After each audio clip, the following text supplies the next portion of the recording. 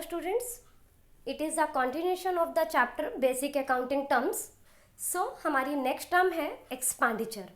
Expenditure का मतलब होता है किसी भी एसेट, गुड्स या सर्विसेज को एक्वायर करने के लिए कुछ अमाउंट जो खर्च हुआ है उसे हम बोलते हैं एक्सपेंडिचर.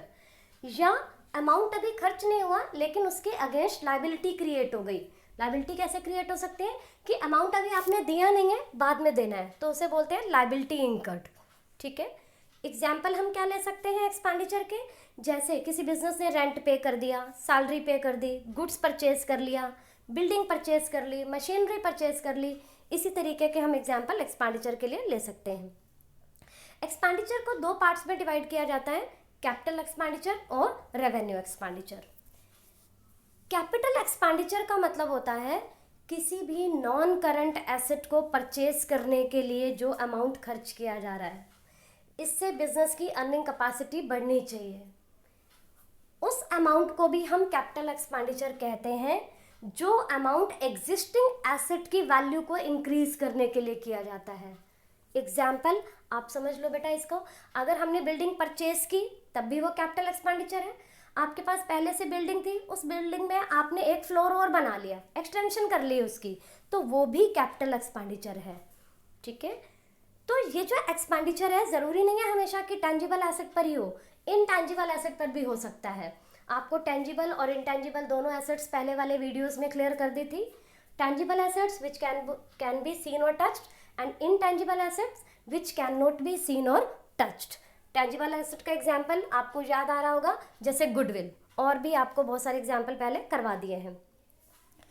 इसी तरीके से बेटा एक पॉइंट इसमें और क्या ध्यान रखना है कि ये जो कैपिटल एक्सपेंडिचर है इसका बेनिफिट आगे आने वाले कई सालों तक हमें मिलता रहता है, तो इसलिए ये हमारी एसेट बन जाती है.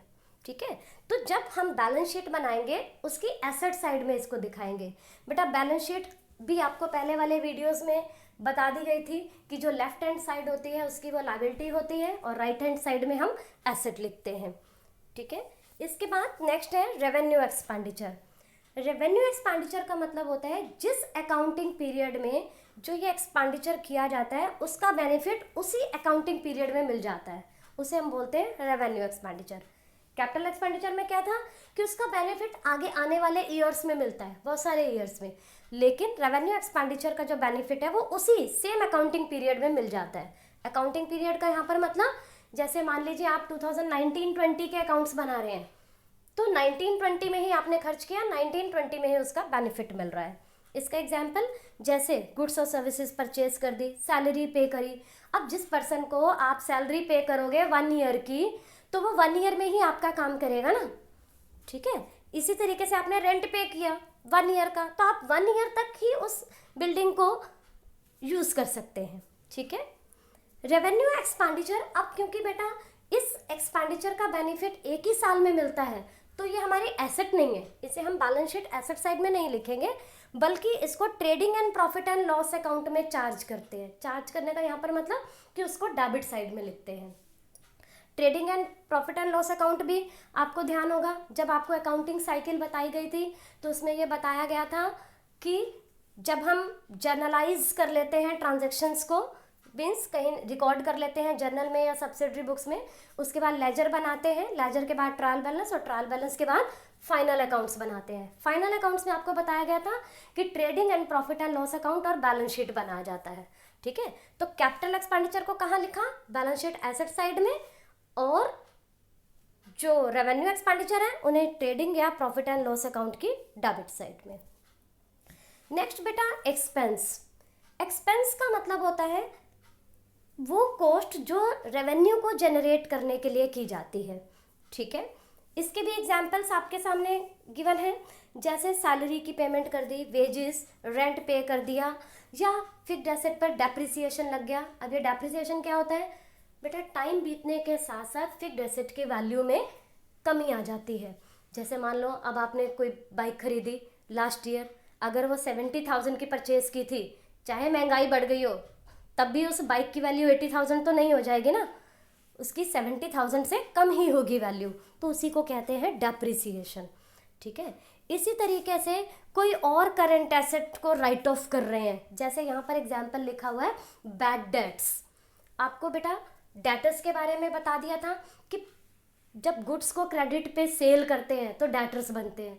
उसी डेटर्स में से मान लो कि कुछ अमाउंट रिसीव नहीं हो रहा, ठीक है, जो मिलेगा ही नहीं, उसे बोलते हैं बैड डेट्स, ठीक है बेटा।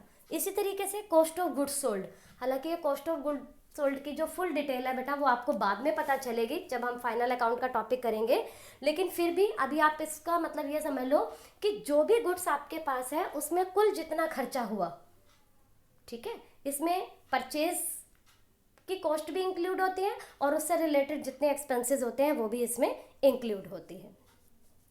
इसके बाद नेक्स्ट देखिए इनकम। इनकम का मतलब होता है अकाउंटिंग पीरियड के दौरान जो भी कुछ प्रॉफिट अर्न किया हो। तो ये डिफरेंस होता है रेवेन्यू और एक्सपेंस का, लेकिन प्रॉफिट के कंपैरेटिवली इस टर्म को ब्रॉडर माना जाता है क्योंकि इसमें ओनली ऑपरेटिंग प्रॉफिट को इंक्लूड नहीं किया जाता बल्कि अदर जो हमारी इनकम्स होती हैं उसको भी इंक्लूड किया जाता है। इसके बाद प्रॉफिट। प्रॉफिट का मतलब बेटा बिजनेस की ऑपरेटिंग एक्टिविटीज से जो भी कुछ अमाउंट अर्न होता है उसे हम कहते हैं प्रॉफिट। ऑपरेटिंग एक्टिविटी का मतलब जो बिजनेस के नॉर्मल ऑपरेशन से रिलेटेड है, जैसे अगर किसी का बिजनेस है रेडीमेड गारमेंट्स को सेल करना तो वही उसकी मेन रेवेन्यू जनरेटिंग एक्टिविटी है जिसे हम ऑपरेटिंग एक्टिविटी कहते हैं। तो यही देखो एग्जाम्पल में भी यही लिखा हुआ है कि profit earned from sale of goods and services. जिस भी गुड में आप डील कर रहे हैं या जिस भी सर्विस में आप डील कर रहे हैं उससे जो भी कुछ प्रॉफिट अर्न हो रहा है उसे हम प्रॉफिट कहते हैं। और प्रॉफिट को फर्दर दो पार्ट्स में डिवाइड करते हैं, gross profit and net profit. और आपको पहले वाले वीडियोस में भी बता दिया था बेटा, जब हम ट्रेडिंग अकाउंट बनाते हैं तो उससे हमें ग्रॉस प्रॉफिट कैलकुलेट होता है और जब हम प्रॉफिट एंड लॉस अकाउंट बनाते हैं तो उससे हमें नेट प्रॉफिट कैलकुलेट होता है। इसके बाद gain. Gain is a monetary benefit which is incidental to business. ये बेटा ऐसी आपकी इनकम होती है, ऐसे प्रॉफिट होते हैं जो कि नॉन ऑपरेटिंग नेचर के होते हैं। नॉन ऑपरेटिंग का मतलब जो बिजनेस का मेन ऑपरेशन नहीं है, जैसे बिल्डिंग को सेल करने पर गेन हो गया, मशीनरी को सेल करने पर गेन हो गया। अब आप सोचोगे कि गेन और प्रॉफिट में क्या डिफरेंस हुआ। बेटा समझो, हमारा बिजनेस है मान लो रेडीमेड कपड़ों को बेचना, ठीक है। अब वहाँ एक काउंटर रखा हुआ था, उस काउंटर को आपको ये लगता है कि पुराना हो गया, बेच देते हैं, ठीक है। अब जितने भी वो परचेज किया गया था, आपको पता है कि आप जब बुक्स में दिखाते हो तो डेप्रिसिएशन लेस करके दिखाते हो, तो डेप्रिसिएशन लेस करके आपकी बुक्स में जो उसकी वैल्यू बन रही थी, सपोज वो 60,000 की थी, लेकिन जब आपने सेल किया तो वो 65,000 में सेल हो गया, तो इट मीन्स वो 5,000 का प्रॉफिट हो गया, ठीक है। लेकिन इस प्रॉफिट को हम बोलते क्या है, पर्टिकुलरली गेन। ऐसे ही यहाँ पर एक और एग्जाम्पल दिया हुआ है कि एक बिल्डिंग थी 10 लाख की, आपने उसे 12 लाख में सेल कर दिया। यहाँ 10 लाख का मतलब हो गया बेटा कि आपकी बुक्स में वैल्यू 10 लाख थी, खरीदी जितने में थी वो नहीं, जितने में खरीदी थी उसमें से डेप्रिसिएशन लेस करके जो वैल्यू आ रही है वो 10 लाख थी, 12 लाख में बेच दिया तो 2 लाख का क्या हो गया, गेन। नेक्स्ट बेटा है लॉस। लॉस के अपने आप में दो मीनिंग है। पहला, excess of expense over revenue. अभी रेवेन्यू का जो एक्सेस आपने देख लिया था एक्सपेंसेस के ऊपर, इसके बाद यहाँ पर है excess of expense over its revenue, means अब एक्सपेंसेस ज़्यादा हैं आपके रेवेन्यू से, तो उसे कहते हैं लॉस।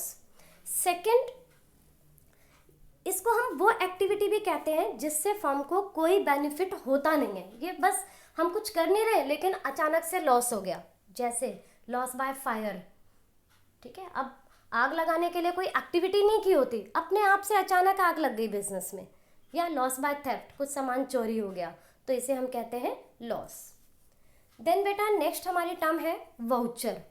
आपको पता है कि ये जो बिजनेस के जितने भी अकाउंट्स होते हैं इसे हम एज एन एविडेंस कोर्ट में प्रेजेंट कर सकते हैं, तो उसके लिए हमें भी कोई ना कोई बेस चाहिए। तो कि कोई ट्रांजैक्शन अगर बिजनेस में रिकॉर्ड की हुई है तो किसके बेस पे रिकॉर्ड की होगी, किसी ना किसी वाउचर के बेस पर, तो वो जो एविडेंस है उसे हम वाउचर कहते हैं। हर ट्रांजैक्शन के लिए एक सेपरेट वाउचर बनता है बेटा, ठीक है। और इसी वाउचर से पता चलता है कि किस अकाउंट को डेबिट करना है और किस अकाउंट को क्रेडिट करना है। अलग अलग वाउचर्स होते हैं, कई तरह के वाउचर्स होते हैं। कुछ एग्जाम्पल आपको दे रहे हैं, जैसे कैश मेमो। अगर कुछ सामान कैश में डील होता है, कैश में खरीदा बेचा, तो उसके लिए कैश मेमो बेटा यूज़ किया जाता है। इनवॉइस या बिल, उधार सामान के लिए इनवॉइस या बिल को यूज़ करते हैं। इसी तरीके से डेबिट नोट, क्रेडिट नोट, इनके बारे में डिटेल जो है वो आपको थोड़ा सा और आगे जा कर के समझ में आएगा, डेबिट नोट और क्रेडिट नोट का। तो ये आपका बेटा वाउचर हो गया। And today's last term is discount. Discount तो आप सभी वैसे जनरल में तो आप लोगों ने सुना ही होगा कि प्राइस में जब कमी आती है, reduction in price is called discount. अब जनरल कंसेप्ट तो यही है, लेकिन अकाउंट्स में बेटा थोड़ा सा टेक्निकल हो जाती हैं चीज़ें कि डिस्काउंट दो तरह का होता है, एक होता है ट्रेड डिस्काउंट और दूसरा होता है कैश डिस्काउंट। तो ये जो ट्रेड डिस्काउंट है, ये किसी सेलर के द्वारा अपने कस्टमर को एक फिक्स परसेंटेज पर कैलकुलेट करके देते हैं लिस्ट प्राइस पर, जो लिस्ट प्राइस होती है। अब ये लिस्ट प्राइस क्या है? लिस्ट प्राइस का मतलब होता है कॉस्ट प्लस प्रॉफिट मार्जिन। जैसे मान लो मैंने कोई आइटम 10,000 में परचेज की थी, वो मेरी हो गई कॉस्ट। अब उसका 20% मैंने प्रॉफिट मार्जिन रख लिया। 10,000 का 20% हुआ 2,000, टोटल आ गया 12,000। अब इसमें से अगर मैं 10% ट्रेड डिस्काउंट दे रही हूँ तो 12,000 का 10% कैलकुलेट किया 1,200, ये कितना बचा? 10,800। ठीक है बेटा, इस मीन्स कि अब मैं वो जो सेल कर रही हूँ वो 10,800 में सेल कर रही हूँ, लेकिन मैंने जो ट्रेड डिस्काउंट दिया वो कितना दिया? 1,200 का। ठीक है बेटा, तो इसी को हम बोलते हैं ट्रेड डिस्काउंट। लेकिन इसकी एक खास बात ये होती है कि trade discount is never recorded in the books of accounts. इसको कभी भी बुक्स ऑफ अकाउंट्स में रिकॉर्ड नहीं किया जाता, इसे ओनली इनवॉइस में से माइनस किया जाता है। ठीक है, इसके बाद कैश डिस्काउंट। बेटा कैश डिस्काउंट होता है जो इसलिए देते हैं कि हम प्रॉम्प्ट पेमेंट चाहते हैं। प्रॉम्प्ट पेमेंट का मतलब जल्दी पेमेंट, या तो आप कैश सेल पे दोगे तो इसका मतलब ये हुआ कि कस्टमर जो है वो इस चीज़ के लिए एनकरेज होगा कि अगर आप नगद खरीदेंगे, जैसे हमने उन्हें कह दिया ना कि अगर आप नगद लेते हो तो आपको इतना % डिस्काउंट मिल जाएगा, तो एक तो ये हो गया। या हम उन्हें ये कह देते हैं कि अगर आपने 10 डेज़ के अंदर अंदर पेमेंट कर दी तब भी आपको इतने %, 5%, 10%, कुछ भी हम रेट फिक्स कर देते हैं, इतने % डिस्काउंट देंगे। तो इट मीन्स कि या तो कैश सेल पे दिया जाता है या फिर प्रॉम्प्ट पेमेंट के लिए। ठीक है बेटा, आई होप सो कि ये सारे पॉइंट्स आपको क्लियर हो गए होंगे। Thank you and have a nice day.